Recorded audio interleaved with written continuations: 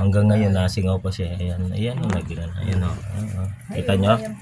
Sumisirit o, ayan. Kaya parang ano. Kahit anong ref, minsan mabubutas ng kusa. Ayan.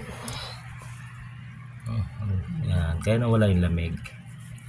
Kapiraso na lang. Mga 2 days, 3 days, wala na yung isang tumpok na yelo na yun. Kasi mauubos na yung freon. O, mauubos na. Putulin ko muna. Hindi, putulin ko lang. 3 minutes. Pero medyo nagtagal ako yun. Buti may nakuha pa nga. Putol na kasi. Putol lang po. Forma na to. Forma. Turo ng turo. Anong gagawin sa akin? Foreman. Papalta na rin ng tanso. Tanso na nga. Kung babay-bay dyan.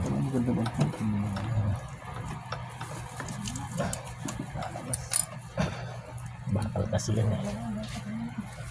Pagtagal ng pan. Ito pala. Yung tornilyo yan, tatanggalin. Itapo mo muna ito. Kasi ewan, ganyan ang ginawa nila eh. Minapacture nila. Minarinate. Kumbaga inano, yung iba gawa ng factory yun eh. Kung siya manok minarinate.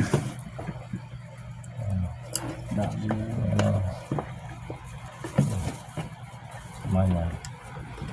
Ito nilita ka sa ila. Ano na lang boots, kumuha ka ng isang tapos tabu-tabuin mo ng kotip. Parang may tornilyo pa doon eh. Kahit tasang pang ayan yan, pwede yan. Tapos kuha ka ng isang tabo para doon mo yan. Ganun mo muna. Oops, dandan para hindi mo mabasa dito. Ito. Kasi napapatakan ng mga kung ano-anong yan eh. Tama. Hindi na tabo na ito ba? Pwede yan. Balawa mo lang agad eh. Sabi nga ako mo nakita yung bago kong pamotol. Wala naman yun. Alam. Butas pala to. Butas. Hindi ko makita, parang may pa sa konting tornilyo. May isa pang tornilyo.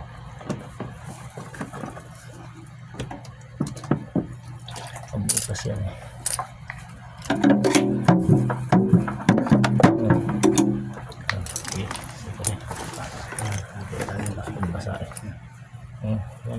Ito nasira niya.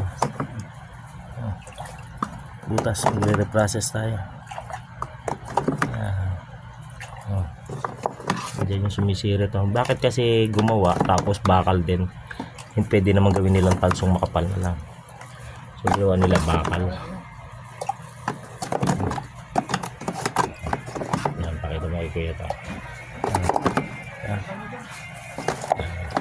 Papalit tayo ng tubo reprocess.